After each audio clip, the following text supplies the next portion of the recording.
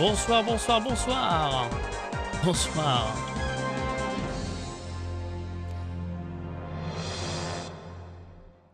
Et soyez les bienvenus, vous êtes bien sur GoStream, il est un peu plus de 21 h. Bienvenue pour qui veut gagner des miams. C'est une nouvelle saison puisqu'il y avait eu un précédent qui veut gagner des miams sur ma chaîne perso. Et cette saison, vous retrouverez 2, 3, 4 reprises au cours de la saison jusqu'au mois de juillet. Qui veut gagner des miams? Alors le principe est très simple, je pense que je ne vais rien vous apprendre, il s'agit de qui veut gagner des millions, hein, tout simplement, mais version cheap, version sans argent. Néanmoins, avec ce que je qualifierais quand même de décor 3D à notre disposition, toutefois qualitatif. Ils sont 4 ce soir à participer, ils vont participer chacun à leur retour pour tenter de remporter 1 million, non pas d'euros, mais de miams, monnaie virtuelle qui a ce petite valeur dans mon cœur du moins. Et notre premier candidat de ce soir, on va le retrouver tout de suite, il s'agit de Captain Marty qui arrive tout de suite.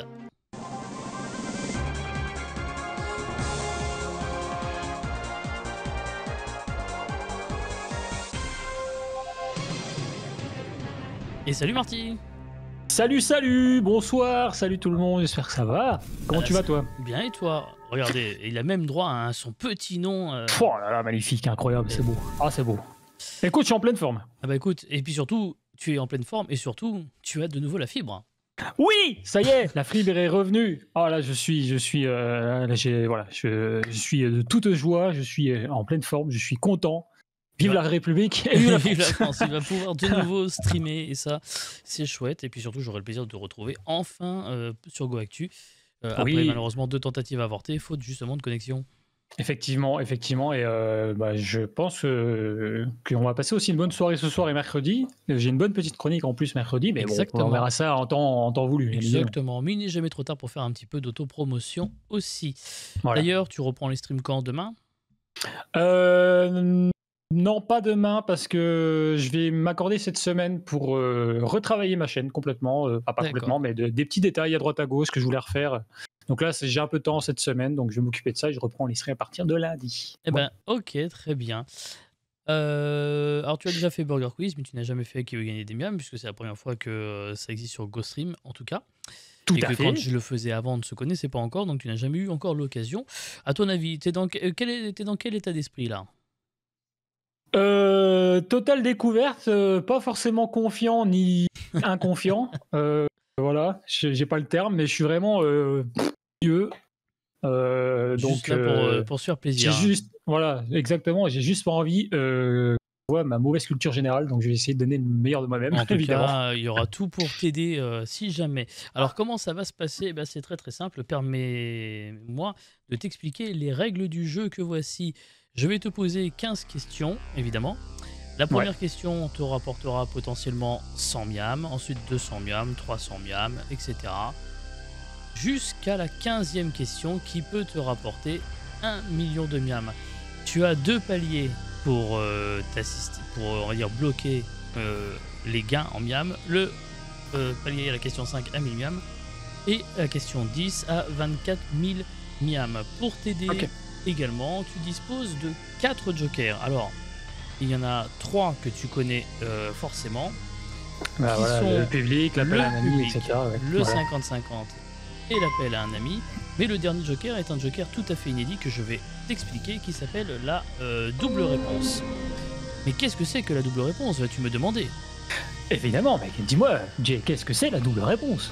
Eh bien, c'est très très simple, c'est-à-dire que si tu actives ce joker, tu auras la possibilité de donner non pas une seule réponse, mais tu pourras en donner une, puis une seconde.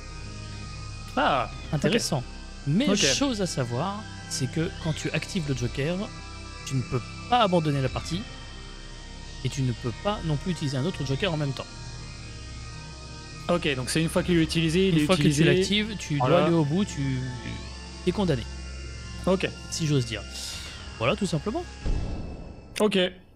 Marty, est-ce que tu es fin prêt? Oui, Jean-Pierre, Jean-Pierre. Je suis prêt. Eh bien alors avec Captain Marty, nous jouons tout de suite à Qui veut gagner des miams? En fait, la musique, elle stresse. Hein. J'étais bien avant moi. Il y a tout pour te stresser. Et la première question, elle vaut donc 100 miams. C'est parti. Alors, où la plupart des algues poussent-elles? En montagne, dans la jungle, dans l'eau, sur les routes. Alors, je prends le temps de relire la question. La plupart des algues poussent-elles? Je pense que comme c'est la première question, il n'y a pas forcément de réponse piège. Donc, je dirais la réponse C, dans l'eau. Les algues, évidemment, dans l'eau. Exactement. Voilà. Là-dessus, on est serein. Exactement. On commence toujours simple, hein, évidemment. Deuxième question, évidemment. 200 miams, c'est parti. Lequel de ces noms désigne un pain de forme allongée? Réponse A, boule. Réponse B, baguette. Réponse C, miche. Réponse D, fougasse. Bien la réponse B, je dirais la baguette, évidemment, qu'on va chercher tous les matins à la boulangerie. Exactement. Voilà. Jusque-là, ça, ma France, hein, comme on dit. Voilà, ma France, ma charcute, mon pain, tout ça. Quoi. Exactement. Bon, tu vois, c'est déjà 2 questions. Niveau culture, non, c'est bien. Troisième question pour 300 miams, la voici. Que ramasse-t-on dans la forêt pour faire un fagot? Des brindilles, des troncs, des champignons, des feuilles. Attends, j'ai un mini doute. Non, je sais que les troncs, je crois que c'est les grumes. Bon, les champignons, normalement, non. Les feuilles, c'est un tas de feuilles, mais non. Ouais, non, mais j'irais oui. Réponse A, j'irais des brindilles par élimination. J'ai un mini doute, mais normalement, je pense que c'est vraiment ça. Des brindilles. Ça ira. Si c'est pas ça, ouais. Bon, attends, j'ai eu peur pendant 2 secondes. J'ai eu peur quand même. Non, mais ça te fait douter sur des trucs à la con, hein. Bonjour, question A, comment je m'appelle? Putain. Oui, mais c'est tout à fait un peu le but. Et puis la musique, elle est encore une fois pour l'ambiance aussi. Non, mais la question suivante, c'est la 4e question. Elle vaut 500 miams. La voici. Aux États-Unis, la NBA est une fédération sportive de bowling, bobsleigh, basketball, boomerang. Alors c'est bien connu de faire des dunks au bowling, hein, bien sûr, donc je vais répondre la réponse C, basketball, évidemment. Évidemment. Ça va de soi. Ça va de soi, évidemment, pour parler de la National Basketball Association. Effectivement. Il me semble, sans trop me tromper, que nous arrivons, regarde, au premier palier, puisque la question suivante, c'est la 5e, pour les fameux 1500 miams. Voici les 1000 miams, pardon. 1000, mais oui. Voici la question tout de suite. L'artisan qui pose du tissu sur un fauteuil est le couturier, tailleur, couvreur, tapissier. L'artisan qui pose du tissu sur un fauteuil. Bah, bonne question, Jean-Pierre. Alors attends, parce qu'un couvreur, ça c'est le toit, justement, ça je sais. Tapissier, les tapisseries ou les trucs comme ça, ou peut-être un métier d'époque qui était tapissier ou quoi, enfin bref. J'hésiterais entre couturier et tailleur, mais il me semble que tailleur c'est plus les tailleurs de costumes et tout, mais je sais que tu peux aller aussi chez le couturier pour te refaire faire des ourlets ou des choses comme ça sur des rideaux et tout. Donc je serais plus tendance à aller sur le couturier, parce que le tailleur c'est plus les costumes. Je vais répondre à la réponse A, j'irai couturier. Sûr et certain? Ferme ta gueule. Oui, je suis sûr. Tu veux pas utiliser un joker quand même avant? Tu me mets le doute là. Non, mais un couturier. Attends. Bon, tu sais quoi? Allez. Je sens que t'as envie de me faire utiliser un joker parce que je vais me gourer. J'ai pas dit ça. Moi, j'ai pas les réponses sur mon. Tu as ton écran. Sur mon écran, je n'ai pas plus de réponses que toi. Attends. On va réfléchir 2 secondes. Ne vous foutez pas de ma gueule. Voilà de quoi j'avais peur. On a tout le temps. Ce n'est pas un question de rapidité. Tout va bien. Alors attends. L'artisan qui pose du tissu sur un fauteuil est le couturier, le tailleur, le couvreur, le tapissier. Pour moi, ce serait logique que ce soit le couturier. Parce que bon, déjà, j'élimine la C. Couvreur, pour moi, c'est logique. Couvreur, c'est les toits, c'est les. Enfin voilà, c'est couvreur. Très bien. Bah, Pour en moi, un doute, prends un tailleur, 50-50, voilà. sinon on fait appel au public. Mais, Pour moi, un tailleur, c'est ceux qui taillent les costumes. Et Je bonsoir vais dans chez le le chat. tailleur, bonsoir tout le monde, je vais chez le tailleur me refaire mon 31, mon costume, machin. Pour moi, c'est logique. Si je me réfère à la série aussi How I Met Your Mother où Barney Stinson il va tout le temps chez son tailleur personnalisé pour son costume, Oui. c'est logique. Oui. Pour moi, c'est logique. J'aurais plus tendance peut-être à dire couturier ou tapissier. Mais couturier, c'est là, donc pour moi c'est la couture, donc forcément tout ce qui est couture c'est fil, ourlet, machin, tout ça, donc ce serait plus logique de travailler du tissu avec du couturier. Mais un tapissier, est-ce qu'on parle d'un ancien métier ou d'un même un métier d'aujourd'hui qui ferait des tapisseries? Pour moi la question elle est là, donc j'ai vraiment tendance à me mélanger entre couturier et tapissier. C'est con hein, mais... On prend le 50-50 au cas où. Ouais, puis si ça sort couturier et tapissier, je suis dans la merde. Donc, certes, mais ça se tente. Ah, je sais pas. Allez, dans le doute, on va faire le 50-50. Je prends le Joker 50-50 parce que j'ai vraiment un gros doute, mais bon, je suis quand même sûr que ce soit couturier, mais j'ai quand même un doute. Alors, ordinateur, merci de retirer 2 mauvaises réponses. Ah, s'il reste couturier et tapissier. Quoi?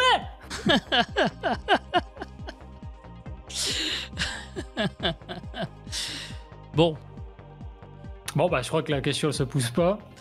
Je crois que je vais choisir tapissier. Réponse D. est-ce que c'est ton dernier mot? Là, c'est mon dernier mot, J-Pierre, c'est mon dernier mot. Bonne réponse. Pouah, vas-y. Il est chiant ton jeu là. Il aurait dû appeler l'ami. Non mais je suis désolé. Écoute. Eh oui. Non, le tapissier, c'est une personne qui fabrique et vend des tissus utilisés pour l'ameublement, contrairement aux couturiers où ce sont uniquement pour l'habillement. Mais moi, je pensais, tu vois, aux tapissiers dans l'ancien temps, ou ceux qui faisaient les tapisseries au Moyen-Âge ou dans les J'entends. châteaux royaux, de la royauté et tout ça, tu vois. C'est à ça que je pensais. C'est pour ça que je me suis dit, ben non, ce serait pas logique. Et oui. Mais ok, donc un tapissier est aussi un mec qui fait les fauteuils. Exactement, voilà. Donc, je me suis permis d'aiguiller un peu parce que je savais qu'on allait vers une mauvaise réponse, mais c'est la dernière fois, je ne dirai pas plus. Regardons un peu justement la pyramide des gains rapidement. Nous avons passé le premier palier, donc les 1000 miams sont assurés. Néanmoins, il aura fallu sacrifier un joker, le 50-50, mais il en reste encore 3. C'est pas grave. Absolument, puisqu'il reste toujours, comme tu le vois, le vote du public, l'appel à un ami et la double réponse. Donc, il n'y a pas de problème, tout va bien. On va pouvoir continuer, si tu le veux bien. La prochaine question, c'est la 6e et elle vaut 2000 miams. La voici. Quel acteur a réalisé le film Le Grand Bain? J'ai la réponse déjà. Guillaume Canet, Jean-Hugues Anglade, Gilles Lelouch ou Mathieu Amalric? Et si je crois me rajouter aussi une petite anecdote, il me semble que c'est le premier film réalisé de Gilles Lelouch. Donc la réponse C, je valide. Est-ce que c'est ton dernier mot? C'est mon dernier mot. Alors effectivement, les 4 acteurs sont dans le film. Ah non, 3 des acteurs sont dans le film, sauf un. Bah Gilles Lelouch. Qui effectivement ne joue pas dedans et le réalise. Bonne réponse, bravo. Merci. Ça va. Je suis assez confiant sur les questions cinéma là-dessus. Oui. Ça va. Guillaume Canet, Jean-Hugues Anglade, Mathieu Amalric, il y a aussi Benoît Poulvord, Philippe Catherine, Alban Philippe Ivanov, Catherine aussi. Léla Becti et Virginie Efira qui sont dedans. Et Gilles Lelouch, effectivement, c'est son premier film en tant que réalisateur. Bon, ça va un peu mieux là déjà. Là, voilà, on a un peu repris la confiance. J'ai soufflé, ça va. Voilà, on est enfin rentré dans le grand bain et on va pouvoir continuer. Et là, il va me demander quel est le PIB de la Yougoslavie en 1932. Non, ça, normalement, c'est pour la 15e, ça, mais c'est pas tout de suite. Non, la prochaine question, en tout cas, elle vaut 4000 miams et la voici tout de suite. Dans quel film Christian Clavier n'a-t-il pas joué? Les profs, L'enquête corse, Gazon maudit ou Les visiteurs? C'est bon, j'ai la réponse. Alors, dans les profs, il joue un prof, je crois, de... Ah putain, c'est quoi les cours Merde. Non, un cours de... Je crois qu'il joue un prof de maths. Un peu sous bédo et tout le bordel, là. L'enquête corse, c'est avec Jean Reno. Il fait une enquête en Corse en croyant qu'il est corse, mais en fait, bon, de toute façon, il est pas corse. Voilà. Ça Les résume assez bien visiteurs. le titre du film. Voilà, Les Visiteurs, autre film avec Jean Reno, évidemment, un visiteur bien connu, Jacouille. Et Gazon Maudit, il me semble que c'est Alain Chabat, je crois, dedans. Mais j'ai peut-être un doute. Mais je suis sûr que Gazon Maudit, il n'est pas dedans. Donc je vais répondre la réponse C. Gazon Maudit. Est-ce que c'est ton dernier mot? C'est mon dernier mot. Christian Clavier a effectivement joué dans Les Visiteurs, Jacouille la fripouille, on connaît. Il a effectivement joué dans L'Enquête Corse, dans Les Profs aussi. Là, j'étais confiant, j'étais sûr de moi. Effectivement, Alain plus Chabat, c'était, Josiane Balasco et Victoria Abril dans Gazon Maudit. Ouais, voilà, c'est Film ça. de Josiane Balasco par ailleurs. Ah, ça par contre, je savais pas. Alors, on en est où dans la pyramide des gains? On est à mi-parcours, hein, puisqu'on a répondu aux 7 premières questions. La prochaine question, c'est la numéro 8. Il reste toujours 3 de nos 4 jokers. On est bien, on est très très bien même. On y va, c'est parti. Comment appelle-t-on un conducteur de TGV? Un TGTiste? Un TG pilote? Un TG machiniste? Un TGviste? Conducteur de TGV. Alors, je vais aller sur une réflexion à la con. À l'époque, je ne pouvais pas forcément acheter de DVD ou de choses comme ça. J'avais acquis par notre ami Jack Sparrow, en mode pirate, de façon... Voilà. Harry Potter et le prisonnier d'Azkaban.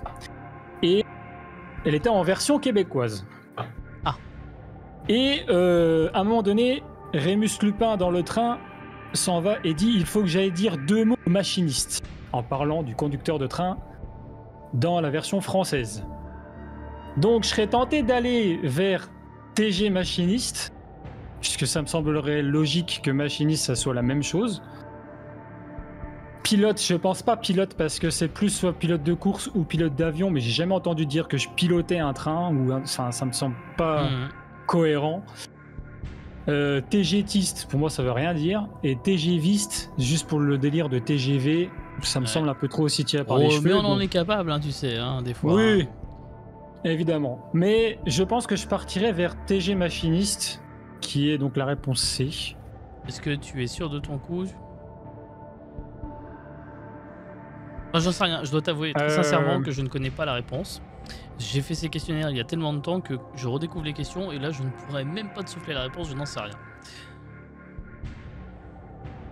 En toute sincérité. Écoute, je vais me faire confiance et je vais prendre la réponse C. Est-ce que c'est ton dernier mot? C'est mon dernier mot.